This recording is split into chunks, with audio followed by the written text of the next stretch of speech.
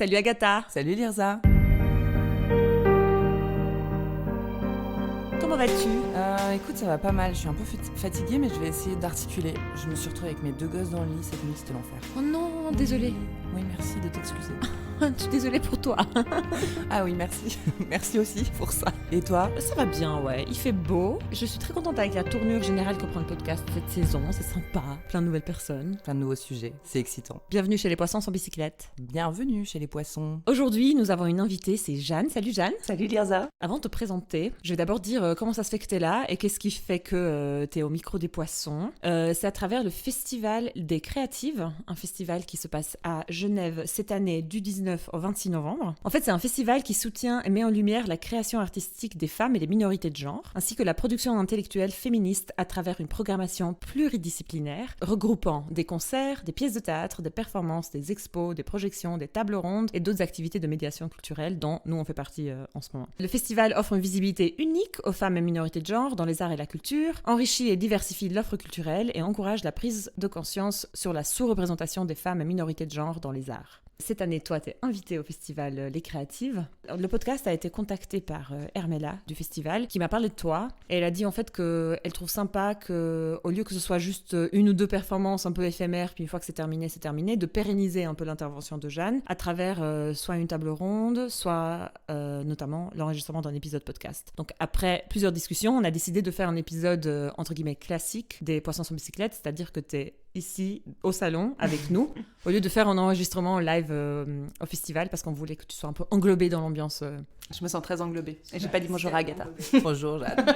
Donc merci beaucoup les créatives de nous avoir fait confiance, parce qu'elles ont dit qu'elles voulaient soutenir une initiative locale, donc elles ont contacté les poissons, et c'est top. Du coup Agatha, est-ce que tu veux présenter Jeanne, s'il te plaît ? Alors, re-salut Jeanne. Je vais compléter, parce que tu t'appelles Jeanne Spetter, que tu as 30 ans et que tu es comédienne performeuse. Si jamais je dis quelque chose qui est totalement faux, tu cries. D'accord. Tu travailles à Berne, dans l'atelier 260.2 du Progr, et à Paris. Tu as fait une formation théâtrale et un Master of Arts in Contemporary Art Practices. Tu m'as fait une épreuve là, à la Hochschule der Künste Berne, Génial. que tu obtiens en juin 21. Attends, franchement, est-ce que j'ai passé le test des accents ? Je sais pas. C'est un peu dur, je ne sais pas. Donc ton travail performatif réside dans l'infiltration du quotidien, l'exploration des frontières entre fiction et réalité, entre privé et artistique. Ta vie intime devient le terrain des performances qui sont documentées par l'écriture, la photo ou l'enregistrement audio. Depuis 2019, tu questionnes la thématique de l'amour dans une série de performances qui tentent de dénuer cette notion de son aura mystique et romantique afin de l'analyser en des termes entrepreneuriaux et sociologiques. Tu souhaites ainsi mettre en lumière les codes normatifs qui sous-tendent nos relations amoureuses, avec pour but idéal la tentative de s'en affranchir. Tes performances ont été montrées à Berne, à Bâle, à Paris, et j'ai vu qu'un film documentaire réalisé par Yannick Mosiman, retraçant en 92 minutes le projet, va paraître dans le cadre du Zurich Film Festival. Ouais, c'est ça. Donc c'est la performance dont on va parler aujourd'hui. Et puis bien sûr, à Genève avec les créatifs, donc dans quelques jours. Ton ton était incroyable, je me sentais tout d'un coup chez France Culture. Oui, c'est ça. J'étais là, waouh. J'ai été biberonnée à France Culture. Ça se sent. Donc tu es là aujourd'hui et tu seras au Festival des Créatives pour parler de ton projet. Relation amoureuse de qualité. Le spectacle, enfin la performance s'appelle Amour sous contrat. Est-ce que tu veux nous parler un peu de ton projet Relation amoureuse de qualité ? Ouais, c'est un peu la suite de plusieurs projets performatifs que j'ai menés. Je vais peut-être pas faire la genèse parce que ça va prendre vraiment beaucoup de temps, mais disons que j'ai voulu analyser l'amour par un biais qui n'était pas du tout romantisé. En tant que femme, parler d'amour, c'est toujours un peu « Ah, voilà, elle va faire un truc un peu mièvre avec des petits cœurs et tout ça ». Et j'ai voulu vraiment prendre le contre-pied et voir en fait l'amour comme aussi un sujet qui est empreint de capitalisme et comment nos relations sont aussi en fait des transactions, des échanges, des jobs presque. Et je me suis dit, après avoir mené des enquêtes de satisfaction auprès de mes précédentes relations, je me suis dit, en fait, si l'amour est un job, alors il faut un contrat qui régit le couple, qui est vraiment le travail salarié, quoi. Donc j'ai dressé un contrat qui s'appelle le contrat de relation amoureuse de qualité, qui définit en 14 clauses les termes d'une relation hétéronormative. Donc vraiment la relation la plus basique possible, vraiment le contrat social que j'observe beaucoup autour de moi. Donc j'ai écrit vraiment en observant ce qui m'entourait, en observant aussi la pop culture qui véhicule beaucoup de stéréotypes sur le couple. Et donc voilà, j'ai écrit ce contrat, donc qui régit par exemple le nombre d'heures que les deux partenaires hétérosexuels donc, doivent passer ensemble dans un mois, le nombre de nuits passées ensemble, le nombre de relations sexuelles, le moment de présentation aux parents, aux amis, le moment de se dire je t'aime, quoi faire avec l'argent, où aller en vacances, comment se tenir la main en public. Ah, et j'ai écrit ce contrat aussi avec l'aide d'une avocate, maître Emma Lydon. Donc il n'est pas légal, mais il est le plus proche de la légalité possible. Et après je me suis dit, trop fun, ce serait marrant de vivre ce contrat, cette expérience pendant 365 jours. Donc avec une personne inconnue, que je choisis pas pour des critères d'attraction, mais vraiment simplement pour des critères qui sont habiter la même ville, parler français ou anglais et vouloir faire ça, et être un homme, cis. Et donc j'ai trouvé quelqu'un après 3 mois de quête. C'était long, je me suis dit, je vais jamais trouver personne, mais il y a quelqu'un qui s'est présenté pour ça. On va peut-être en reparler après, mais... Et donc on a vécu ce contrat, et l'idée c'était de voir, ok, est-ce que d'un contrat froid, rigide, légal, peuvent naître des émotions entre deux inconnus? Quel genre d'émotions? Et à partir de quand est-ce qu'on peut dire que c'est de l'amour, en fait? Et qu'est-ce que l'amour? What is love? Super. What is love? J'ai juste une question rapide. Pourquoi tu dis que c'est pas légal, c'est le plus proche du légal? Qu'est-ce qui le rend pas légal en fait? Alors, ce que j'ai compris, c'est ça met sur papier des choses qui sont pas légalisables comme les émotions, les sentiments. Avoir un sentiment d'amour pour, tu peux pas légiférer ça. Quand il s'agit d'émotions ou d'intime, ou même, en fait, là, on légifère aussi du sexe. Donc, ça devient très limite sur les problématiques de travail de sexe et tout ça. Et donc, je pouvais pas aller dans un tribunal avec ça. Mais aussi, ce que je voulais montrer avec vraiment juste l'exercice de l'écriture de ce contrat-là, c'était, ok, ça peut paraître complètement extrême d'écrire un tel contrat, mais en fait, quels sont les termes de vos relations amoureuses? Est-ce que vous suivez aussi un contrat, vous donc, le public de cette performance? Quel est en fait votre contrat? Et quand on se dit pas les choses, il y a un contrat tacite. Et quel est-il? Et en fait, est-ce qu'on suit pas tous, toutes un contrat tacite? Super, merci beaucoup pour l'explication. Le contrat n'est pas public pour le moment, donc nous on n'a pas pu le lire. On a découvert ton projet à travers le compte Instagram qui existe, @relations amoureuses de qualité. Donc là on voit vraiment tout le cheminement que toi et Mike vous avez eu, aussi des rapports mensuels, et on s'aperçoit déjà de quelques clauses du contrat. En découvrant ça, en découvrant des entretiens que tu as déjà fait aussi avec d'autres journalistes, on en a beaucoup parlé, on a plein de questions qui sont sorties. Il y a plein de questions qui sont sorties sur le fond du projet, le pourquoi, plein de questions qui sont sorties sur la forme du contrat. Enfin, vraiment, c'était, de ce point de vue-là, c'était super parce qu'on en a beaucoup parlé. Et donc, en fait, le but de l'épisode, si toi, t'es d'accord, c'est qu'on partage avec toi toutes les questions que nous, on s'est posées. Des fois, c'est juste des réflexions plus que des questions. C'est assez marrant parce qu'en lisant tes articles, à un endroit, je sais plus dans quel journal, j'ai lu que tu disais, en fait, ce que tu viens de dire, que tu voulais voir si l'amour, l'affect peut naître de quelque chose d'aussi froid que le contrat. Et moi, quand j'ai lu ça, j'ai réagi, j'étais là, mais en fait, on sait que oui. Elle fait une tête, c'est cool. Trop marrant. J'ai pensé que tu allais me dire exactement le contraire. Ben, on sait que de toute façon, non. C'est clair que oui, moi j'ai tellement d'exemples. C'est l'histoire du monde, quoi. Mais c'est cool, on va en parler. Bon, bref, on va en parler. Moi, ma réaction, c'était genre, mais évidemment que oui, tu vois. Et du coup, je comprenais pas trop le fond du projet. Et après, à un autre article ou le même, tu disais, au fond, ce que je trouvais marrant, c'est d'écrire le contrat. Et là, c'est vraiment mon point d'accroche avec toi, en fait. Quand j'ai lu ça, j'étais là, ça, je comprends vraiment. Parce que je pense que ça doit être vraiment trop marrant. En fait, on va du coup partager tous les questionnements que nous, on a eus avec la structure suivante. On va d'abord parler du contrat, on va d'abord parler des objectifs de ce genre de démarche, de la performance artistique à la performance féministe, l'encadrement féministe en fait, et on verra sur quelle conclusion on tombe, parce que je t'avoue qu'on l'a pas encore. Bon, on va la trouver peut-être. Oui, peut-être on va la trouver. Est-ce que ça te va comme programme? Super, à fond, allons-y. Super.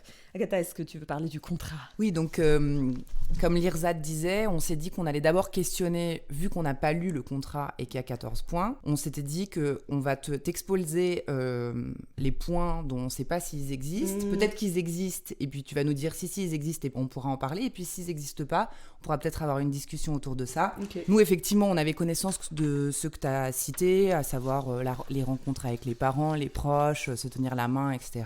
Mais quand même, on s'est dit, quid des tâches ménagères, par exemple? Parce qu'on sait que on parle des relations et du contrat tacite dans la société qui régit en fait les agissements du couple. Il y a quand même une chose qui pour nous est une évidence, qui est donc cette domination dans le foyer de l'homme sur la femme dans une répartition inégale des tâches. Donc notre question, elle est un peu double, c'est est-ce que ton contrat partait d'une égalité a priori des deux êtres, hommes et femmes, ou est-ce qu'il y avait un regard sur les tâches ménagères qui définissait, pour rester dans le cynisme par exemple, que tu faisais 80, enfin en gros qui fait la vaisselle quand Mike vient manger chez toi, quoi. C'est ça la question. Ah ouais, très bonne question. En fait, c'est pas dans le contrat. Ok. Bravo.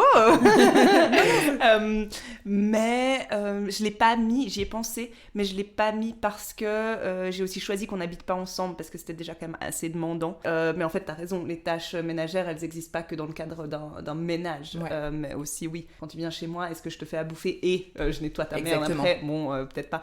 Donc non, ça Et j'ai je pas baisse la réfléchi. cuvette après toi. J'avoue. Donc non, ça je l'ai pas régi, mais si je l'avais légalisé, je pense que j'aurais fait un truc de 50-50, par exemple, pour les finances. Je me suis aperçue après coup que j'aurais pas dû faire comme ça. J'avais mis que toutes les dépenses qui généraient un peu de la vie de couple, donc les sorties et tout ça, étaient séparées, payées à 50-50. Ouais. Et après, je me suis dit, mais en fait, c'est tellement con. Lui, il est actif, il a un salaire. Moi, je suis étudiante. Ok, j'ai peut-être un... Mais en fait, on aurait dû regarder et faire un prorata. Et je me suis aperçue de ça et je suis merde. En fait, c'est pas ça le féminisme. C'est pas vouloir payer sa part. C'est en fait trouver une équité, pas une forme de 50-50 qui n'a pas de sens dans notre cas-là. Peut-être que je serais partie sur 50-50 sur les tâches ménagères et en fait, il aurait peut-être fallu réfléchir autrement. Ouais. Ou même faire l'inverse, si tu veux vraiment faire la relation hétéronormative, c'est qu'en tout cas, genre les 10 premiers dates, c'est lui qui paye. Oui, la question c'est est-ce que tu veux exploiter le cynisme, parce que finalement ce contrat, enfin à mon sens, à notre sens, il y a une forme de cynisme qui est j'objective, je rends objective les tâches et je les rends légales, même si c'est une fausse légalité dont on a déjà parlé, dans un truc assez cynique. Dans le même sens, t'aurais pu dire moi je fais 80% des tâches ménagères, je sais pas, j'ai dis n'importe quoi, et puis toi tu payes dans les 10 premières dates, et puis de toute façon dès qu'on sort c'est toi qui payes, moi je paye une fois sur 10 mais seulement quand c'est pas cher, Ouais. et puis c'est toujours toi qui conduis. Ouais. Oui, complètement. Après, Est-ce que c'était toujours lui qui conduisait? bien sûr. C'était dans le sa contrat. voiture en plus. Mais après, si, point de vue critique, oui. Alors, toutes ces normes, je les ai mises sur papier parce que j'ai un point de vue critique sur l'hétéronormativité et que je voulais quelque part montrer son absurdité en la reproduisant. Donc ça, c'est bien sûr, en tant que démarche artistique, ça peut être critiquable de dire tu reproduis juste ce qui se passe mais tu proposes aucune solution. Effectivement. Oui, mais c'est pas ton taf de proposer une solution non plus. Ouais, moi je voulais surtout pointer et puis dire en fait, c'est marrant, non, ça Ouais. C'est un peu débile et pourtant on est toutes et tous, on suit ce modèle-là. Et du coup, le nom aussi, c'est un peu cynique, c'est relations Complètement. amoureuses de qualité. Ouais. Mais j'avais juste une question de clarification, en fait. Quand tu dis amour romantique, c'est assez équivalent avec amour hétéronormatif. Ou pas. Romantique, je dirais plutôt dans le sens de vraiment le mythe quoi, du grand amour unique et éternel. Plutôt comme ça que je vois le côté yes, romantique. Tu vois vraiment Ok. cet idéal qui est vraiment promu dans la pop culture et tout ça quoi de Que t'as trouvé la personne pour toi et puis ça et qu'il y dure, a une personne pour toi. Ouais, et qu'il y a une personne Ouais. pour toi. Ouais. Et que, donc a priori c'est un homme, donc ça rejoint l'hétéronormativité, mais pour moi il y a un peu plus. Il y a une différence. Ouais. Il y a une personne pour toi et elle dure toute la vie Ouais. en plus. Ouais. Ok, intéressant, merci. Par rapport à l'hétéronormativité, j'avais une autre question, mais je pense que t'as répondu. C'était par exemple par rapport au nombre d'heures que vous passez ensemble par mois. Est-ce que c'était établi, genre que vous passez 50% du temps à faire des choses que Mike aime et 50% du temps à faire des choses que Jeanne aime? Ou comment vous décidiez Non. des activités? En fait, il y avait aussi tout un truc qui était intéressant de construction, pas forcément du désir, mais construction de l'entente. De rencontrer quelqu'un qui vient pas du tout, dans ce cas-là, c'était vraiment random, mais pas du tout du même milieu socio-économique, culturel. Et donc, comment construire le commun. Et donc, c'était plutôt... c'était pas légiféré, mais on devait faire des activités. Il y avait une liste d'activités Préétabli. proposées, par exemple. Enfin, voilà, tous les trucs très clichés, faire des préparations culinaires en duo, du sport, de la randonnée, aller au zoo, enfin bon, voilà. Et après, c'était un peu plutôt, se faire comprendre et découvrir nos univers. Donc oui, je l'amenais au théâtre avec moi, on a joué à des jeux vidéo, enfin voilà, on a vraiment essayé de un peu croiser nos mondes. Donc ça, c'était dans le contrat, qu'il fallait s'investir dans la compréhension de l'univers de l'autre, ou pas? Oui, c'était pas dans les activités, mais ouais, il y avait un truc de, je sais plus exactement ce que c'était les termes, mais oui, s'intéresser, poser des questions aussi sur le passé, enfin avoir une compréhension intime de l'autre. Et juste parce que par rapport à ça, j'ai un souvenir que dans une interview, tu dis en même temps, c'est quand même moi qui portais pas mal la charge de l'organisation de la journée, quoi. Qu'est-ce qu'on va faire? On est dimanche ensemble. Qu'est-ce qu'on pourrait bien faire? Et puis du coup, c'était quand même toi dans les faits qui portais ce... Là, tu dis que c'était une découverte l'un l'autre, mais il y avait quand même ce truc où comme c'était ton expérience, lui, c'est un peu désinvesti ou... Je pense que c'était improbable de trouver quelqu'un qui prenait autant au sérieux ce projet-là, Oui, alors sûr. que ce n'était pas son projet, qui était vraiment au service de ce projet-là. Donc aussi, disclaimer, bien sûr que dès le début, les rapports de pouvoir étaient complètement fuckés, et puis que c'est mon projet, c'est moi qui viens avec ça. Mais je tiens à dire que Mike était consentant, qu'il avait aussi ses bénéfices dans ce travail. On pourra peut-être en parler après. Ouais. Mais donc oui, finalement, bien sûr, je me suis retrouvée à beaucoup organiser, mais parce que c'était mon projet. Et donc j'étais extra motivée à faire des trucs qui allaient construire quelque chose entre nous. Mais lui était aussi proactif. Mais ouais, je pense que un moment, c'est juste épuisant en fait d'entretenir une relation de couple, c'est vraiment... Oui, bah, quand tu portes cette charge émotionnelle, d'organisation, toute la logistique du couple, ce qui est souvent le cas d'ailleurs quand même dans une relation hétéronormative, en fait c'est un peu ce qui t'est arrivé pour une raison que le projet était ton bébé, mais en fait souvent la société fait que le projet de couple est le bébé de la femme et donc elle se retrouve à faire ça justement, c'est elle qui questionne le on n'a plus d'activité ensemble, etc.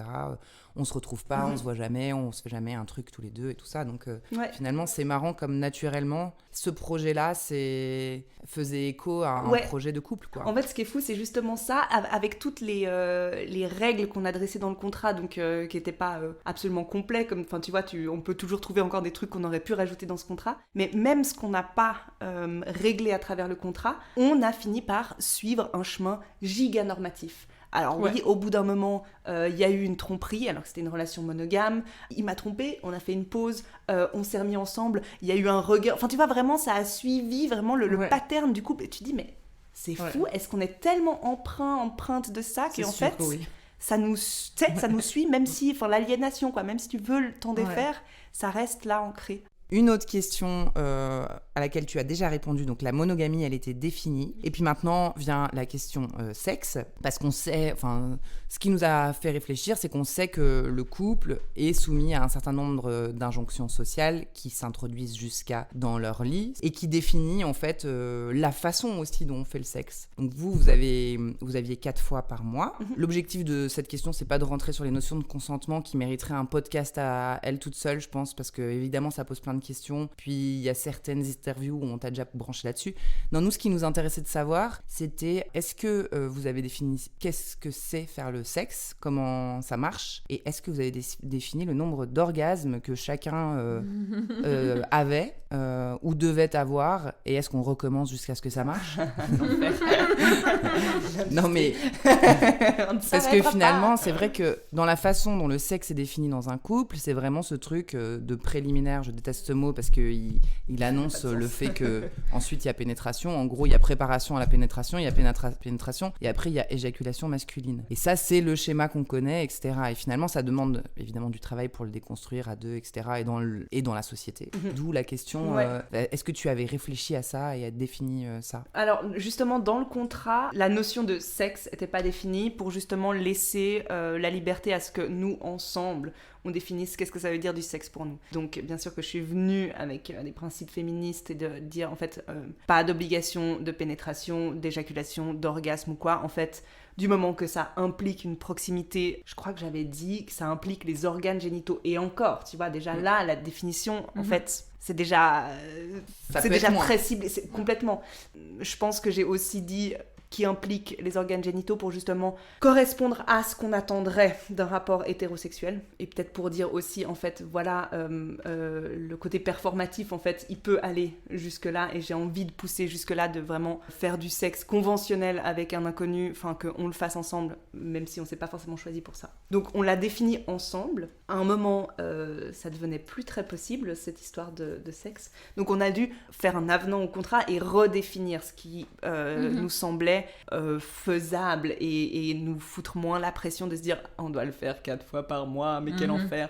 Bah quel enfer, quand même pas à ce point, mais enfin moi j'ai senti au bout d'un moment, je me suis dit j'ai essayé de me convaincre pendant tout un temps, mais en fait le sexe aussi, tu vois, dans cette déconstruction de en fait, est-ce que le sexe c'est vraiment l'accès à ton intimité par excellence, est-ce que c'est pas en fait ce qu'on en a fait, est-ce que ça peut pas être un truc vraiment tout à fait commun, comme faire du tennis, et je dis non voilà, on fait du sexe, mais je pourrais faire du tennis, enfin tu vois. Bah d'ailleurs c'est le romantisme dans l'histoire qui lie le sexe à l'amour, parce qu'avant il y a la chasteté et l'amour divin, et puis il y a le libertinage et les bordels de l'autre côté. Le romantisme, son objectif, c'est que les maris ils puissent avoir une sexualité débridée avec leurs femmes à qui avant on demandait d'être chastes. Donc finalement c'est relativement contemporain, ce lien de sexe et d'amour. Oui, puis c'est aussi toute la logique de reproduction, de créer des familles, enfin vraiment cette entité famille quoi, qui naît avec ça. Mais du coup, à un moment on a redéfini et on a fini justement par dire ok, en fait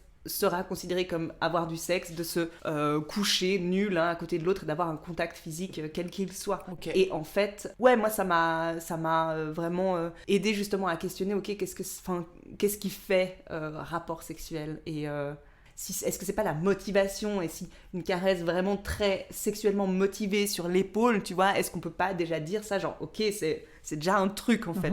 Mais je trouve que c'est essentiel de se poser ces questions-là et de les visibiliser, justement pour sortir du schéma préconçu du sexe qui est quand même assez ennuyeux, surtout quand on a une injonction contraire, c'est-à-dire la société nous dit à la fois tu dois avoir du désir pour ton partenaire, tu dois être dans une monogamie totale, et en plus tu dois attendre jusqu'à la mort, mais aujourd'hui on meurt à 85 ans. Et si on continue à scénariser le sexe comme ça, comment tu veux continuer à dire pendant 55 ans tu vas faire du sexe de la même manière, mais tu dois être très contente de le faire. Donc c'est nécessaire quoi. Ou alors on arrête des injonctions contraires, enfin c'est totalement contradictoire. On doit apprendre aux gens à redéfinir et à réfléchir la sexualité et se dire juste le coït n'est pas la seule manière d'avoir une relation sexuelle. Par quoi passe la relation sexuelle ? Qu'est-ce qui différencie notre relation de celle de l'amitié, finalement ? Et aussi de lier très très fort la sexualité avec le bien-être du couple. Du coup, ça fout une pression immense. J'en ai parlé avec beaucoup d'amis hétéros en couple ou qui fréquentent des mecs ou quoi. Il y a vraiment un truc de la sexualité est le marqueur du bien-être de ton couple. Eva Illouz en a aussi parlé dans une interview. C'est vraiment ce truc, si le sexe va mal, le couple va mal. Et donc, il y a ces deux choses qui sont vraiment intriquées. Et c'est peut-être pas le cas. Du coup, ça met beaucoup de pression sur l'acte sexuel, quoi. Et le fait de devoir en avoir pour que le couple fonctionne. Exactement, en fait, de désacraliser le sexe, de l'enlever du centre de la préoccupation de la santé du couple et de dire, en fait, c'est ok de pas avoir de relations sexuelles pendant un temps donné parce que la vie, elle est faite comme ça, et puis que les relations sexuelles, elles peuvent prendre une autre forme.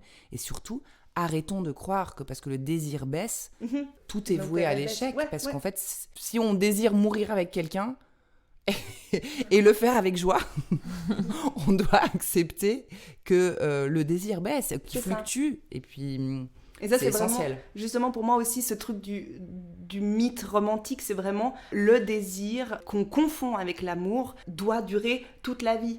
Et c'est ce truc-là de, je sais pas, l'amour dure 3 ans, de ces vieux misos de merde. En fait, tu vois, mais bien sûr, le désir, le propre du désir, c'est que il est créé par la nouveauté, l'excitation, la découverte. Alors oui, quand t'es dans un schéma de couple fermé, par exemple, c'est très difficile à entretenir.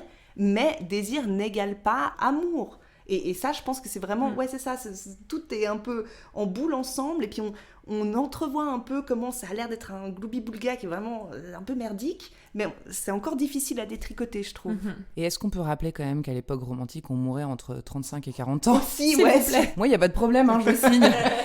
Je rencontre un mec à 35, je clame à 40, tout va bien pour mon désir. Ensemble, faites-moi pas chier avec d'autres mecs, quoi. Alors, c'est bon, clair. J'en ai un. Non, la monogamie, ça me va. Dans dans un des posts Instagram, il y a deux trucs qui me sont ressortis. Tu disais que Mike, ça te dérange parce que t'as l'impression qu'il s'intéresse pas trop à ce que tu te dis, un truc comme ça. Et moi, je trouve que ça, c'est un truc genre, toutes les meufs dans tous les couples hétéronormatifs vont dire ça, ils s'intéressent pas à ce que je dis, je parle de trucs, ils en ont rien à foutre, enfin voilà.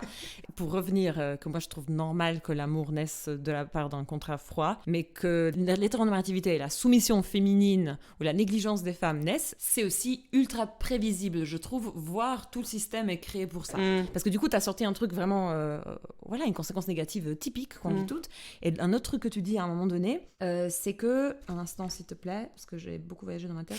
Ah oui, à un moment donné, tu te dis, j'en peux plus de moi-même, parce que des fois, j'ai l'impression que tu t'aides trop ce que tu penses et que tu hoches la tête, tu dis oui à chaque fois que Mike parle, et t'en as marre de toi-même. Et je pense que ça aussi, on compatit beaucoup, quoi, toutes les meufs en relation hétéronormative. Et j'avais vraiment, moi, ce sentiment en mode, en fait, tu fais un contrat d'amour romantique, c'est la soumission féminine qui naît. Ouais, c'est fou. Alors qu'en fait, j'avais toute la place. J'aurais pu, m'imposer et dire, en fait, maintenant, ta gueule, laisse-moi parler. Ouais. Ou là, t'es en train de m'expliquer un truc, tu fais du mansplaining de ouf. J'aurais pu dire, c'était pas, disons, c'était une expérimentation. J'avais cette place-là. Oui. Après, est-ce que c'est ma nature, mon caractère, ou justement cette histoire de soumission féminine qui naît de ça? Mais il y a un truc où j'étais là, mais... c'est fou, je sais que je pourrais le faire. A priori, on a signé pour être 1 an ensemble, donc c'est bien le moment d'ouvrir ma gueule. Et puis de pas avoir peur, oh mon Dieu, je vais me faire pas aimer par cette personne si je dis non. Ou, il va me larguer. Et non, t'es obligé de rester. Il pouvait me larguer, il y avait une clause aussi comme ça. Donc c'était, si un des deux partenaires voulait quitter la relation, avant le terme, il y avait une amende pour la personne qui partait de la relation. Qu'il a pas payé, non? Ouais, exactement. À hauteur de 200 francs, plus 100 francs par mois qui n'a pas été exécuté. Okay. Et donc il a quitté la relation avant, mais il a repris le pouvoir comme ça en disant non, je te paye pas, tu peux pas me poursuivre avec ça. C'est vrai, c'est vrai. Donc oui, il aurait pu me quitter, mais quand même il y avait ce côté, le cadre de l'expérience qui fait que j'aurais pu m'imposer, mais je l'ai pas fait. Après c'est une question complexe dans le sens que même dans toutes les relations on peut s'imposer. Ouais. Puis c'est compliqué, pourquoi on le fait pas, les conséquences quand on le fait, comment, bref. Ouais, bien sûr. Mais oui, il y a un truc un peu frustrant pour moi, c'est que t'as mis sur papier, je pense que ça a dû être très marrant de le mettre sur papier, et ça je serais, si une fois tu publies le contrat, je serais très contente de le lire. Vraiment la relation hétéronormative, et je pense qu'il y a une absurdité à écrire on doit se tenir la main en public, tu dois me présenter tes parents au bout de 2 mois, je pense que c'est assez cool de faire ça. Et après je me dis, le scénario pour moi il est trop prévisible, parce que pour moi c'est malheureusement très prévisible que tu rentres dans une relation hétéronormative et c'est la soumission féminine qui va naître. D'autres choses vont naître aussi, mais ça c'est sûr, malheureusement. Et de 2, pour moi, c'est très prévisible que l'amour peut naître sur la base d'un contrat qui peut être qualifié comme froid parce qu'il démystifie une série de phénomènes, parce que c'est juste des mots sur un papier, quoi. Parce que, et là peut-être on peut faire cette parenthèse maintenant, c'est que déjà avant l'amour romantique, il y a eu de l'amour à mariage arrangé pendant des siècles et des siècles, et on sait qu'il y a eu des couples où il y avait de l'amour, il y en avait où il n'y en avait pas du tout. Mais on sait que ça existe en fait, l'amour qui naît d'un... Et puis surtout, on n'est pas encore sorti de la réalité du mariage arrangé. Et puis d'ailleurs, arrangé, je trouve que c'est un peu faible. On devrait dire forcé, parce que je trouve que ça édulcore un peu la chose.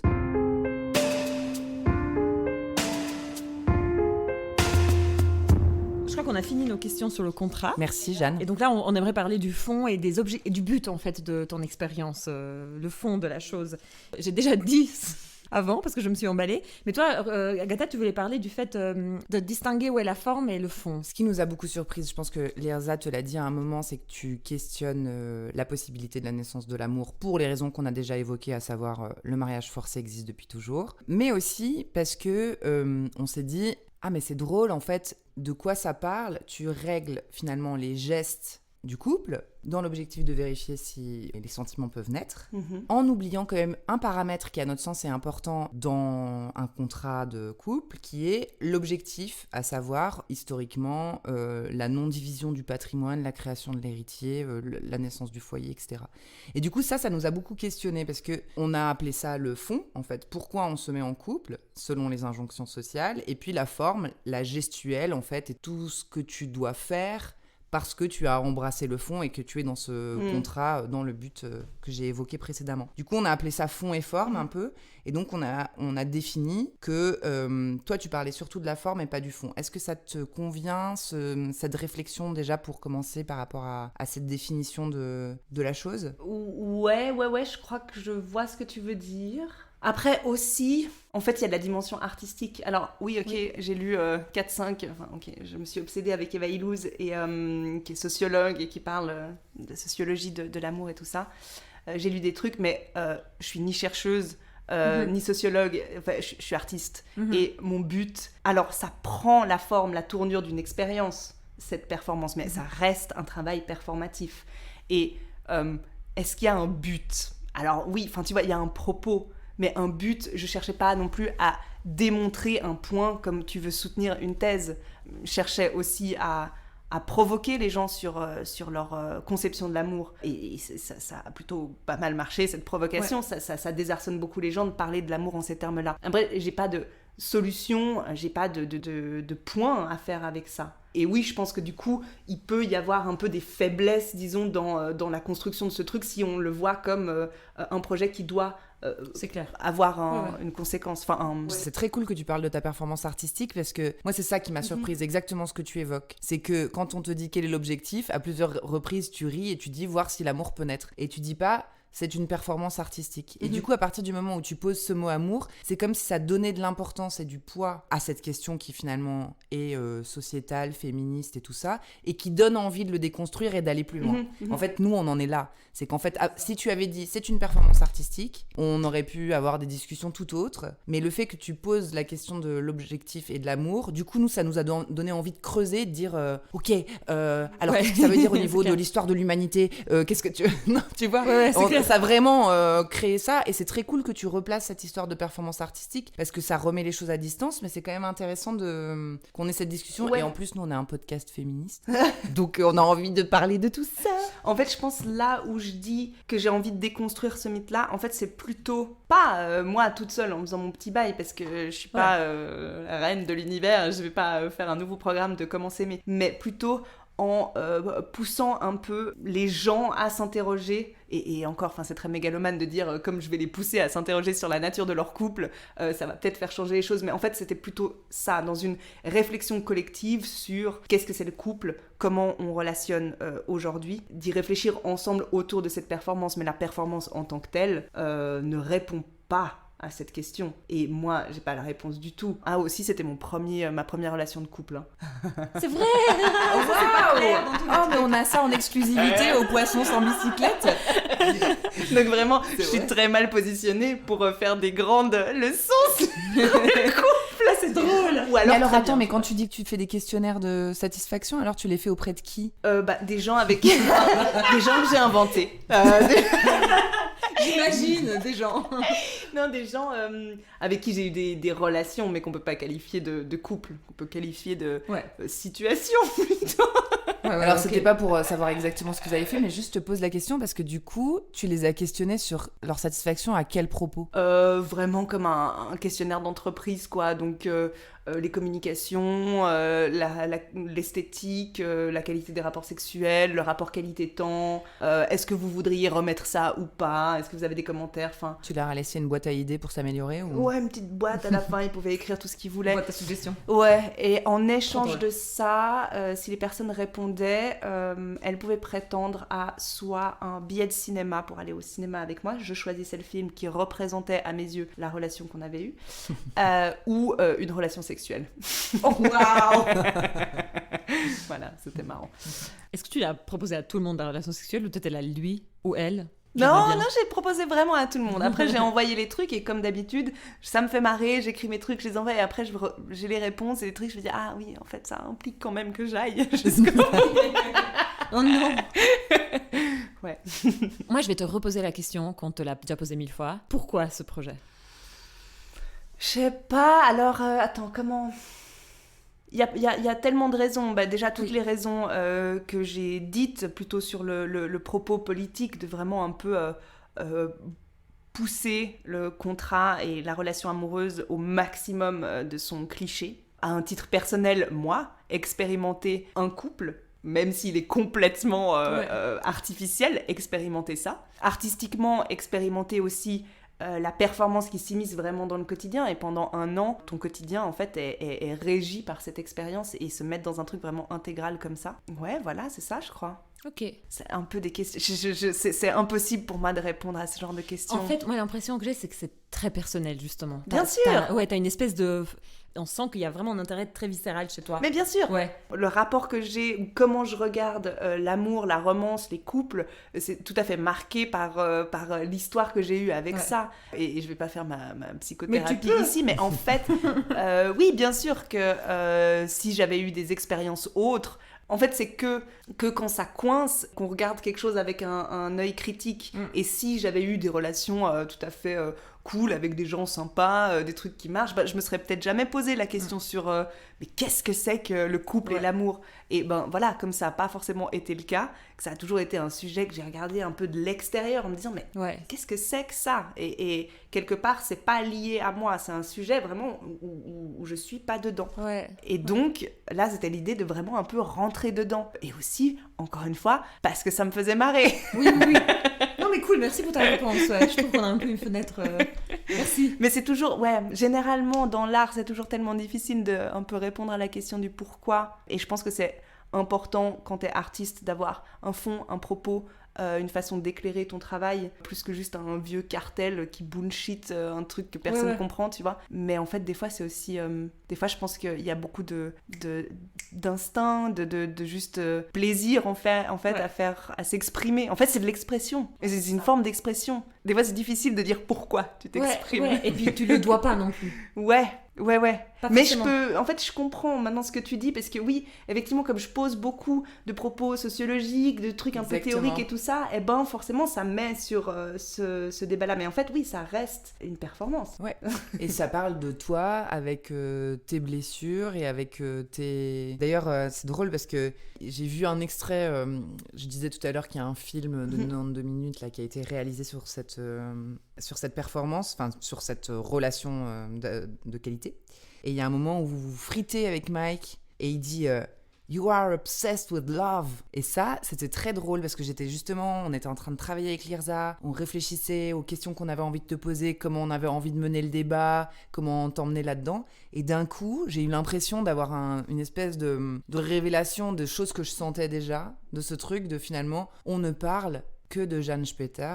Et c'est ça un peu qui a brouillé les pistes pour nous au départ. Comme tu cites cette autrice souvent et d'autres dans les interviews, en fait, nous, on a envie d'aller au bout du truc. On a envie que ce soit un manifeste féministe et qu'il y a ta performance artistique, et on se dit, et ça, ce sera là à la fin, on en parlera, mais se dire, est-ce qu'il pourrait y avoir un plus, et se dire, est-ce qu'on peut en faire un manifeste féministe, quoi. Ouais. Et en fait, c'est là où moi, je me sens pas les outils de le faire, parce que j'ai pas le bagage académique, ou presque pas vraiment... l'envie non plus, enfin dans la théorie oui, mais ouais c'est ça, je pense que je me sens pas en fait de dire ok alors maintenant voilà je vais faire un bouquin et puis je vais dire comment il faut s'aimer et blabla. Mais oui je vois ce que tu... Et oui en fait c'est ça, je trouve que cette phrase du documentaire, qui est d'ailleurs, j'ai pris aussi des extraits des vidéos qu'on a faites qui sont dans le spectacle, dans la performance Coralio créative, qui sont réenactées en fait, et cette scène elle est hyper elle est centrale, quoi. Ah ouais, elle est hyper forte. Et oui, et c'est vraiment, effectivement, c'est devenu une obsession depuis 2019, donc ça fait depuis 4 ans. C'est un peu un thème, d'obsession. En fait, c'est presque le début de la suite, de la suite de ton travail. C'est un peu ce truc, ça pourrait s'appeler comme ça, le titre d'année de travail de Jeanne, quoi. Ouais. Obsession with Love, 2019-2025. I am obsessed with love. Qui regroupe tous les trucs dedans. Ouais, c'est ça. Enfin, j'avais juste encore une question au sujet de l'amour. Je voulais te demander, mais c'est un peu dur. T'as le droit de me dire Joker, mais en fait, qu'est-ce que c'est le sentiment amoureux dans ce que tu voulais voir naître? Qu'est-ce que c'est pour toi l'amour, en fait? Je peux répondre quelque chose. Ce que je voulais, ou ce que je pensais peut-être qui était possible à atteindre comme une forme d'amour, c'est vraiment ce côté de lâcher prise, d'un moment en dehors de soi, tu vois. Pour moi, il y a ça vraiment dans le sentiment amoureux, d'être un peu extérieur à soi, mais pas d'une façon méta, vraiment un truc comme se lâcher, un peu comme une espèce de lâcher prise, quoi. Et peut-être, je me suis dit, ok, peut-être à un moment, tout ce contrat, toutes ces règles, elles vont devenir caduques, et peut-être, ça c'était un truc, je me suis dit, ok, peut-être ça pourrait être une forme de sentiment amoureux, ou en tout cas de lâcher prise. et d'aller plus dans les émotions. Je trouve ça trop beau ce que tu dis. En fait, j'ai une image de toi maintenant, de quelqu'un qui chasse un idéal et qui tente des formules magiques. Ah non, mais un peu alchimiste, tu vois. mais genre, c'est je fais un désespéré. contrat et peut-être ça va marcher. Je trouve ça trop beau. C'est une... ouais, quelque part, c'est froid et rationnel, mais finalement un peu midinette en même temps, tu vois. Moi, l'image que j'ai, plus que midinette, c'est vraiment un peu alchimiste. Quoi. Ouais, je vais tenter une formule et peut-être ça va me donner de l'or. Non, mais si on n'a pas un peu ça dans la vie, c'est terrible en même temps. Franchement, heureusement qu'on a ce truc, même si certains philosophes pensent que l'illusion et l'espoir sont vains et que c'est le synonyme de malheur. Mais on a quand même le droit de se dire qu'il y a des trucs qui peuvent nous arriver qui sont un peu waouh. Et puis en dehors des scripts écrits et des choses qu'on sait déjà ou des choses... Ouais. Mais c'est trop intéressant, parce que je m'attendais pas à ça, à ta définition d'amour, et on pourrait faire en effet un épisode là-dessus. Non, mais c'était juste parce que je lisais Tout sur l'amour de Bell Hooks, et elle dit déjà que aimer, c'est agir. Être amoureux, c'est pas un état, c'est une action. Elle cite une autre autrice, et elle a trouvé ça fort de le dire comme ça. Et je trouvais que c'était intéressant par rapport au travail que t'as fait, parce que en fait, vous êtes dans l'action de l'amour. Et puis aussi, elle définit un certain nombre d'ingrédients, le soin, l'affection, la reconnaissance, le respect, l'engagement, la confiance, la communication honnête et ouverte. Et ça, c'est les ingrédients de l'amour. Et je me suis demandé, est-ce que dans tous ces ingrédients, ils avaient tous été respectés ? Parce que peut-être que s'il y en a un qui a manqué, il faut recommencer. Il n'y a pas eu d'engagement. Bah si, on a signé un truc. L'engagement, c'est le truc qu'il y a eu. J'ai l'impression que tous les points étaient légiférés. Après, bien sûr. Bon, on appelle Bell Hooks pour lui dire... Tu t'es gouré, il manque Elle est décédée en 2021. Oh, j'ai pas suivi, je savais pas, je vais pleurer. Je suis désolée, je t'ai balancé ça comme ça. Oui, non, à l'antenne. Parce que je l'aime beaucoup aussi. J'arrête de parler. Si je reviens sur ta proposition, Agatha, c'est de parler de fond et de forme. Une des questions qu'on avait concernant la forme, du coup. On se questionnait sur le fait que la finalité du contrat, c'était soit vous décidez de vous marier, soit vous décidez de vous séparer pour ne plus jamais vous voir. Pourquoi de cette manière-là ? Ouais, vas-y. Oui, j'adore cette forme. Bon, il y a deux raisons. Déjà, une, parce qu'en fait, c'est marrant d'avoir un challenge et que ce soit vraiment radical. Et peut-être, on fait une année ensemble pour ne plus jamais se revoir. Donc, il y a un peu un truc, il y a un peu une urgence, tu vois. Que la fin peut marquer quelque chose vraiment. Ou alors le début d'une relation hors de tout contrat. Et alors, qu'est-ce qu'elle sera, cette relation ? Hyper étrange aussi. Genre, si on avait décidé de se marier et de continuer ensemble, ouais, tu sais, comment tu fais ? Et l'autre, c'est aussi parce que c'est un schéma que j'observe tellement autour de moi et que j'ai l'impression qu'on est assez peu capable encore de passer d'une relation à caractère romantique à autre chose. Alors oui, ça existe. Moi aussi, j'ai des expériences avec des gens dont j'étais amoureuse ou quoi, avec qui maintenant j'ai une relation super et amicale et tout ça. Bien sûr, ça existe, je dis pas le contraire, mais je trouve que c'est très répandu vraiment ce truc de pour toujours ou jamais. Et le côté de, enfin voilà, comme on disait tout à l'heure, un des mythes du romantisme, c'est que ça dure toute la vie. Ouais. Et si ça dure plus toute la vie, c'est tellement douloureux, c'est tellement dramatique que c'est la coupure totale avec la personne. Et je voulais un peu reproduire encore ça. Ouais, et puis je comprends ce côté où ça ajoute de la tension à l'expérience. Parce que si à la fin, on peut décider de continuer de se voir encore 3 mois. Ouais, tu vois. Et puis aussi, ça fait que la performance est finie, mais elle agit encore sur nos vies. Sur vous, oui. Est-ce que tu penses que ça aurait pu être intéressant de pas mettre une fin semi-traditionnelle comme ça. Oui, et de voir en fait qu'est-ce que ça génère chez nous. Et oui, ça aurait pu être intéressant, mais de toute façon, l'expérience, elle était biaisée dès le départ, en fait, du fait que je gérais cette expérience, que j'avais donc toujours un point de vue complètement méta sur la situation. Et puis, pour être dans un moment, pour pouvoir avoir des émotions et tout ça, il faut justement se lâcher. C'est pour ça que je parlais de ce truc-là, de l'amour. Est-ce que ça pourrait être ça, vraiment ce moment d'abandon presque. Et c'était impossible dans cette performance. J'ai remarqué assez vite que quoi qu'on fasse, je pourrais jamais complètement lâcher prise. Et donc, oui, même si on avait fait un peu une fin plus ouverte ou quoi, je pense pas que ça aurait changé grand-chose. Ouais, je vois ce que tu veux dire. Ça, c'est le problème du concept, c'est que toi, tu pourras jamais t'abandonner en fait, parce que c'est toujours méta. Oui, enfin, ça l'est toujours, j'imagine, pas tout le temps, mais... D'ailleurs, la vraie issue montre ça, non ? Parce qu'en fait, finalement, Mike, il demande, si je dis pas de bêtises, d'arrêter plus tôt. Ouais, tu l'as dit plus tôt. Parce que justement, c'est intenable pour lui ou... Ouais, parce que lui est dans un autre rapport. En fait, lui, il est dans la relation avec moi. Moi, je suis dans la relation avec lui, mais toujours avec une caméra extérieure. Lui, il est là pour un rapport humain, qui est intéressant s'il est enrichissant, s'il est sympa et tout ça.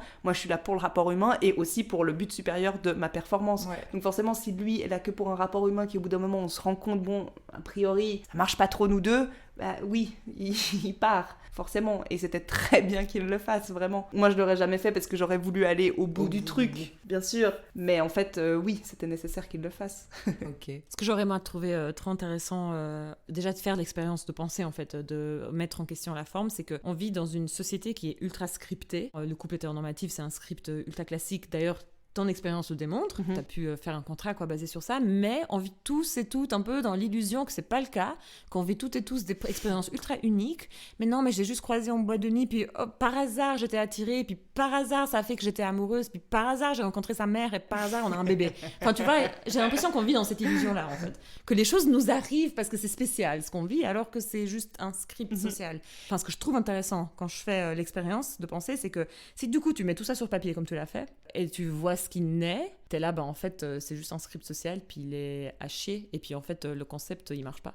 Ça aurait été cool, tu vois. Ouais. Brûlez-le. Oui, c'est ça, on crame l'hétéronormativité, quoi. Mais oui, mais en fait, le script, il est tellement fort que, comme on parlait tout à l'heure d'aliénation, quoi, même si tu te rends compte du script, tes désirs même sont scriptés, finalement, ou tes rêves, enfin, pas complètement, enfin, on n'est pas non plus dans un déterminisme absolu, mais beaucoup, quand même. Bah, ouais. Et même si tu réfléchis, même si tu dis, peut-être, j'aimerais bien désirer autre chose, ou tu vois, parce que j'ai beaucoup de copines ou de copains qui, même s'ils en sont conscients et conscientes, ils n'arrivent pas à sortir de ce schéma, parce que aussi, c'est une histoire de narration, de représentation, on a très peu de représentations autres, donc bien sûr, on garde le chemin qui est connu. Sinon, c'est une charge mentale perpétuelle de, en fait, s'inventer un nouveau chemin. C'est puis c'est ostracisant, c'est dur, hein. Oui. C'est dur. Oui, c'est vertigineux, en fait, de se rendre compte à quel point on n'est pas maître de notre destin, et que des fois, il y a des choses sur lesquelles on pourrait ouvrir les yeux, même des petites choses, et qui sont tellement dures à avaler qu'on préfère ne pas faire le travail de déconstruction. Mais t'as raison, quand il n'y a pas de modèle, ça veut dire que tout le métier est sur l'établi, c'est pas du tout ça l'expression. Toute la poire est dans la pomme, et le verre est dans le nid. Vous voyez ce que je veux dire? Tout à fait. Est-ce que tu fais une attaque je fais une attaque. Mais je cherchais une expression que je n'ai pas du tout trouvée, donc arrêtons les idiomes populaires et disons qu'on doit bosser tout seul. C'est ça. Et qu'en fait, c'est beaucoup de travail, et que c'est pas simple. Et Ouais. qu'on a quand même aussi d'autres prérogatives dans la vie qui sont de se lever pour aller pas toujours bosser. bien accueilli de la part des autres, en fait, de faire les choses différemment, et tu te retrouves vite seul, et tu te retrouves... Ouais, c'est dur, je trouve.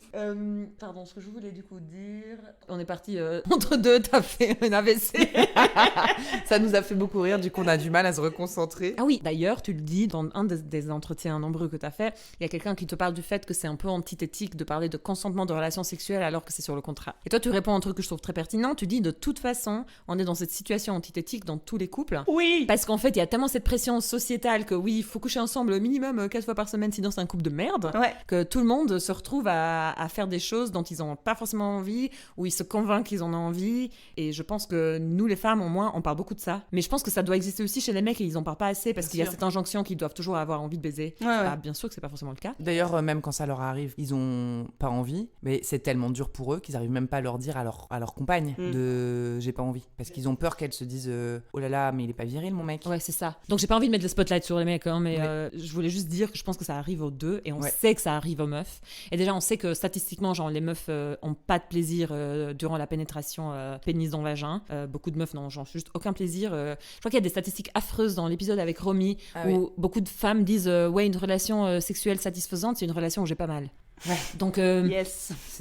Oui, c'est rassurant et joyeux. Ouais, donc en fait donc on n'est même pas au niveau de l'orgasme là, on n'est pas en train de parler de ça. C'est pas avoir mal quoi. Tout à fait, on suit des scripts quoi qu'il arrive. Ouais, mais tout le processus autour du consentement et tout ça, il était hyper intéressant parce que justement, j'avais mis une clause de consentement en me disant ah super, tu vois, on va pallier un truc. Et en fait, très vite, je me suis rendu compte qu'il n'y a aucun consentement possible lorsqu'on a établi une règle de 4 rapports. Et après, j'étais là, mais en fait, ce contrat, c'est le contrat social de plein de couples. Oui, c'est tout à fait juste. Ouais. Et en fait, oui, on peut parler de consentement, mais ou de couple ou de pas couple, tu vois, tu fais un date ou un deuxième date ou je sais pas quoi, et puis il y a un peu cette pression de... Enfin, c'est aussi un script où quand arrive le sexe. Et oui, on peut consentir. Puis après, maintenant, c'est un peu aussi cette notion de consentement. Je me dis, mais consentement, c'est quand même aussi, c'est pas ouf. Ça veut dire, genre, tu dis, ouais, d'accord. Après le consentement, il y aurait justement le truc beaucoup plus actif, de dire qu'on désire, plutôt que de consentir. Consentir, c'est consentir au désir de l'autre, hein. C'est dire, c'est proposer, disposer, quoi, ouais. Mais c'est ce que dit Geneviève Fraisse, je crois, c'est une sociologue de féminisme. T'allais dire Geneviève de Fontenay. Geneviève de Fontenay disait ça beaucoup aussi.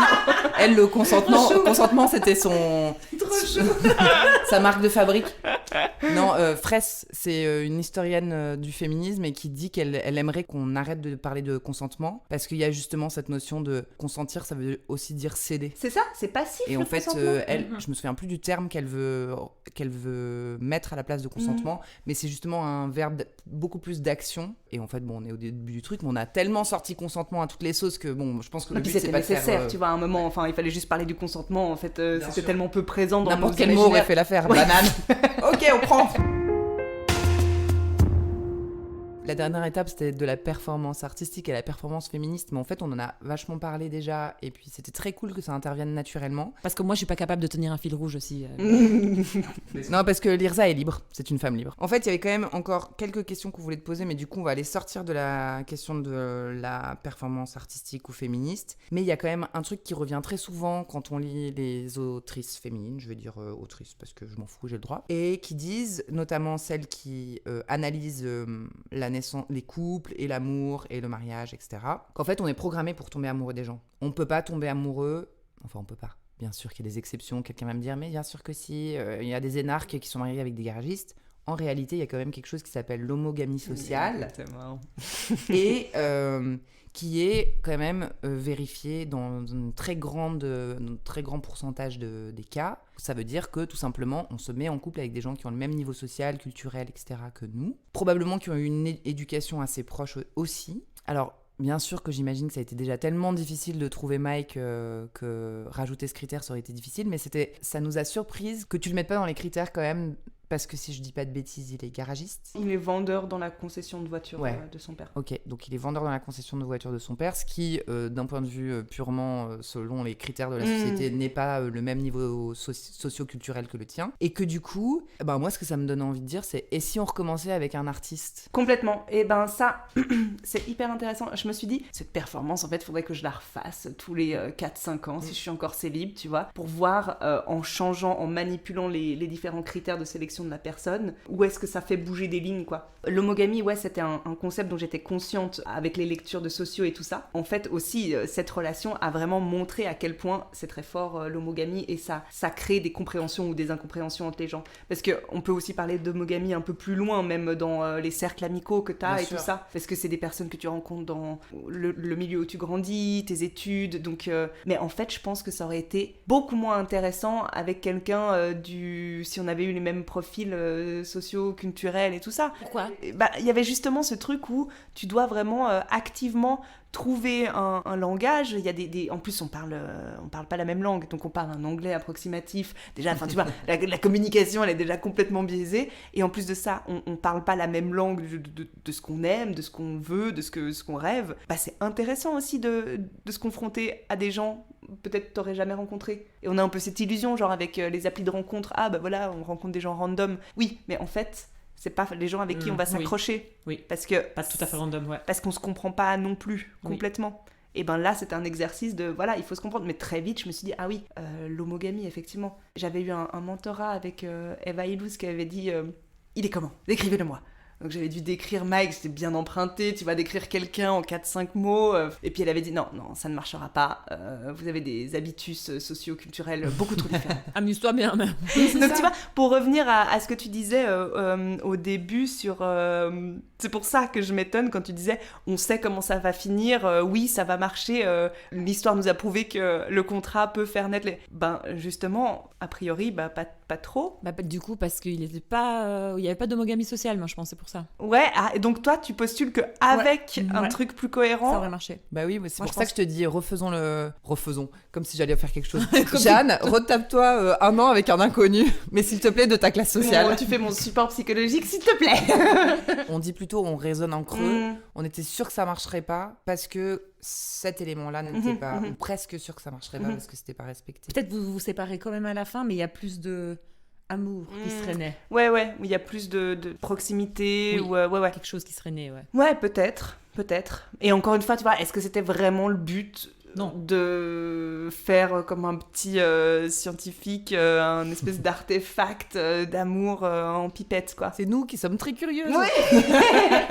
Et en fait, moi, je pense que d'un point de vue artistique, je suis beaucoup plus contente de l'expérience qui fonctionne pas comme prévu. Ça, pour moi, ça aurait été giga boring si on avait vraiment tout suivi, si tout s'était bien passé, s'il y avait aucune rupture de contrat. Justement, le côté un peu rebondissement et drama. Ouais. Mais t'imagines si ça avait été le contraire, si vous étiez tombé follement amoureux en Ouais. ayant respecté tous les critères, aussi l'apprenti sorcier, ça te Ouais. donne l'impression que je suis la maîtresse marionnettiste de l'univers, j'ouvre une agence de rencontre, finalement c'est beaucoup plus lucratif que l'art. Ou la quantité de gens qui auraient répété l'expérience. Ah, on se c'est voit, on fait clair. un contrat. Il y en a qui m'ont demandé, j'aimerais le contrat pour... Je dis, ah, mais surtout pas, mais vous comprenez Je recommande pas. Après, je me dis, mais je suis pas très claire des fois. Mais ça existe, une émission sur M6, ça s'appelle Marié au premier regard. Ouais. Oh, C'est exactement ça. Ah oui, il se marie tout de suite. Exactement, on analyse tous les caractères et tous les intérêts des différents hommes et femmes, leur milieu socioculturel en fait partie, ce qu'ils aiment physiquement chez les uns chez les autres, et après ils se rencontrent et ils ont quelques semaines pour se marier. Alors j'ai pas lu de stats et d'articles et tout, mais c'est juste que ça me fait penser à ça, ce qu'on est en train de dire, c'est quand même les gens ils vont jusqu'à se marier quoi. Et puis je crois qu'il y a des couples qui fonctionnent. Ouais. Mais oui, mais en fait, c'est ça, c'est ce que vous Apprenti disiez, sorcier. c'est vraiment le truc de... Ouais, l'amour, c'est aussi un conditionnement, et puis effectivement, on tombe amoureux et amoureuse des personnes dont on est supposé tomber amoureuse. Je suis assez d'accord, donc oui, effectivement, peut-être. Ah, ça me donne envie de refaire. Ah maintenant. oui, on t'encourage. Attends, Virza a une autre question. Moi, j'ai une autre proposition. Moi, ce que je trouverais trop cool, c'est que tu fasses l'expérience. Tu fasses toujours. Parce que Et nous, on fait allez, rien. ça s'appelle la catharsis, hein. Je fais les choses pour vous, après, me demandez pas pourquoi, Exactement. s'il vous plaît. Mais ça nous fait beaucoup de bien, merci beaucoup Jeanne. Non, mais de faire ce genre d'expérience avec une femme. Et je vais élaborer. Enfin, on parlait d'homogamie sociale, mais on est toutes et tous éduqués à l'hétérosexualité. Maintenant, je trouve ça cool parce qu'on est dans une période, en tout cas dans les cercles queer et féministes, où on peut dire que l'hétérosexualité est une éducation. Et c'est pour ça qu'on parle aussi de l'hétéronormativité. Pendant longtemps, on pouvait pas dire ça parce qu'il y a tellement de traumas collectifs sur clairement des crimes contre l'humanité qui ont été faits avec les thérapies de conversion Ouais, c'est ça. envers les personnes gays, qu'on a beaucoup insisté sur le fait que l'homosexualité est innée, arrêter les thérapies de conversion, et ça reste vrai. Donc c'est inné chez beaucoup de gens, of course, et puis c'est même pas la question, on s'en fout, inné, pas inné, il faut laisser les gens faire ce qu'ils veulent fucking faire, mais toujours est-il qu'on est éduqué à l'hétérosexualité dans le sens que tu vois des gamins dans la rue, genre des fois, j'ai vu ça de mes propres yeux, quoi. Petit garçon, petite fille, oh ils sont chauds ensemble, ils font un beau couple, alors que le gars il va peut-être être gay et la meuf va peut-être être lesbienne, mais on leur laisse même pas la possibilité. Et moi je pense que si on nous éduquait pas avec cette hétérosexualité, on serait toutes et tous beaucoup plus fluides au niveau de nos orientations sexuelles. Moi la première. Moi je sais que ça m'est déjà arrivé d'être attirée par une meuf, et si j'avais pas été éduquée dans une société hétéronormative, j'aurais fait beaucoup plus de trucs avec les meufs jusqu'ici. Ma vie n'est pas terminée. Et en fait, du coup, j'aurais trouvé, mais je trouverais intéressant de faire ce genre d'expérience avec une femme. Mais c'est dangereux. C'est chaud, À hein. cause des fachos, parce que Je suis justement, d'accord. parce qu'ils vont dire, t'as vu, la thérapie de conversion fonctionne. L'orientation sexuelle peut être un choix, donc ça peut être un choix de plus être... Exact. Mais moi, je ferais ça plutôt contre l'hétéronormativité et de dire aux gens, mais en fait, oui, tout d'un coup, ça peut arriver. T'es vachement attiré par la meuf, quoi. Ouais, mais ça, c'est vraiment un sujet giga touchy. Et j'ai vraiment du mal à en parler aussi. J'en parle pas mal avec un ami, les lesbiennes politiques, quoi, mais dans la suite de Wittig, qui dit le féminisme, c'est la théorie, et le lesbianisme, c'est la pratique. Oui. Ouais, c'est comme Virginie Despentes qui décide de devenir lesbienne parce qu'en fait, on en a marre des mecs, quoi. Mais queen, enfin tu vois, vraiment. Et en fait, je pense que le choix que tu peux faire, il réside plutôt dans le fait de sortir de l'expérience acquise et voir en fait si c'est un truc pour toi. Après, après c'est encore toute la porte des hétéros curieuses qui utilisent un peu d'autres personnes comme des sujets d'expérimentation. C'est pas ok non plus. Enfin, tu vois, comment on fait? Et ouais, je pense que ça passe par l'éducation beaucoup de en fait laisser ouvert beaucoup plus aux enfants en fait. Et puis, est-ce qu'il faudrait pas changer les termes du contrat parce que une relation entre deux femmes n'est pas régie par le même. Ça pose cette question-là, je suis d'accord. En fait, ça ouvre tellement de nouvelles réflexions. Et puis, effectivement, il y a tout le côté touchy politique, comment ça peut être récupéré et comment ça peut être interprété. Ça t'oblige de sécuriser un certain nombre de choses pour justement être pas dans un truc un peu pourri. Tu pourrais prendre un schéma ultra hétéronormatif sur deux 2 hommes ou 2 femmes et voir comment ça pourrit peut-être leur life. Parce que ça n'a pas de sens. À un moment donné, t'es 2 meufs et il y en a une qui fait le ménage et l'autre va bosser. Elles vont être là, mais ça va la vie peut-être ou bien. Enfin, Mais oui, effectivement, dans ce sens-là, c'est pas mal. ça peut être vraiment marrant. Ça me fait penser à un enregistrement live de Victoire Tuaillon avec Juliette Drouard. Et il y a un mec gay dans la salle qui intervient et il dit, en fait, moi aussi j'ai été ultra imprégnée par l'hétéronormativité parce qu'en fait la vie des couples gays devient comme des couples hétéronormatifs avec toutes ces notions de qui est dominant, qui est passif, des trucs à la Qui fait la femme, Ouais. qui fait la femme, qui fait l'homme, qui pénètre, qui est pénétré, enfin des trucs genre ultra aberrants qui ne correspondent pas à la vie sexuelle forcément quoi des couples gays. Et en fait ça a fini par pourrir aussi des relations, à mettre des dynamiques de domination dans des couples hétéros. Du coup je trouvais ça intéressant, mais c'est tout un autre sujet. Bah non, pas tant, parce que c'est encore une fois vitique dans la pensée straight. L'hétéronormativité, c'est pas une inclination romantique ou sexuelle, c'est un programme politique. Oui. Et donc tu peux être dans... C'est ce que je voulais dire aussi en disant, oui ok, alors s'ouvrir à un imaginaire autre que hétéro, mais aussi ne pas fantasmer cette espèce de truc en tant que meuf plutôt dans des orientations hétéro ou des choses comme ça, de se dire, ah ce serait tellement plus simple avec des meufs. Non, en fait. Oui, oui. Déjà, avec des meufs, tu peux reproduire des schémas ultra hétéronormatifs et c'est pas parce que c'est une meuf qu'elle est moins problématique, qu'elle a pas été aussi éduquée dans un truc ultra patriarcal et qu'elle reproduit pas Oui. des trucs de Ou merde. peut-être qu'elle gagne plus d'argent que toi, donc ça fait une domination vois. à ce niveau-là. Ou Donc ouais. ça je trouve hyper intéressant de voir Oui. l'hétérosexualité non pas comme une orientation mais comme en fait un régime, un script, un régime politique. Ouais, tout à fait. Mais si tu veux voir si l'amour peut naître entre deux Peut-être. femmes. Donc là ça me fait, j'ai encore 2 nouvelles versions à faire. Ouais, alors ouais, celle-là, il faudrait bien la bosser. Hein. On se revoit, on en parle. Avec des... Mais bon, effectivement, la conclusion, elle était difficile à écrire en amont parce qu'on savait pas trop ce que tu allais nous répondre. Puis finalement, c'était hyper intéressant la discussion comme elle a été menée. Moi, ce que j'ai un peu retenu, c'est, je sais plus quel sociologue dit que vivre un couple aujourd'hui, c'est jouer une comédie qui est déjà écrite. Et donc, en fait, ce qui est très drôle, c'est pour moi, cette performance, c'est un peu une mise en abîme de ce qu'on vit au quotidien dans nos couples hétéronormatifs, etc. Qui t'échappe même parfois, parce que tu l'as dit tout à l'heure, il y a ce moment où tu te rends pas compte que tu te tais toi-même alors que où tu dis pas, mais écoute-moi plus, intéresse-toi à ce que je suis en train de dire, ma parole a de la valeur, etc. Et tu sais pas vraiment pourquoi, mais ça se fait comme ça, alors même que t'es dans un couple fictif. Et en même temps, comme au cinéma, la fiction, c'est la réalité, quoi. C'est la représentation de la réalité. On a l'impression que ça nous emmène à des endroits. Et donc, cette mise en abîme de la comédie du couple dans cette comédie jouée dont t'as écrit le script, dont en fait, t'as pas du tout écrit le script parce que t'as juste pris un script préexistant.